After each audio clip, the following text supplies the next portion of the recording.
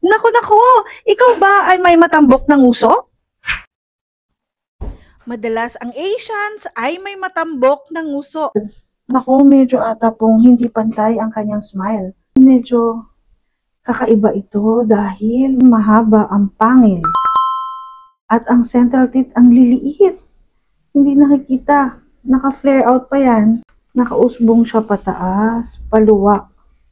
What she doesn't know is that napakaliliit na lang binigay dito. Mukhang normal lang po pero pagdating sa mukha, smile, hindi po siya bumabagay. Kaya hindi nila malagyan ng mahabang ngipin. Ayan, nakaangat siya. Masyado naka-flare out. 45 degrees siya nakaganyan, no? Nakaganyan siya. Dapat ang ngipin natin, nakaangat, naka-straight lang ng konti. Let's try to fix it! Let's go! Yun!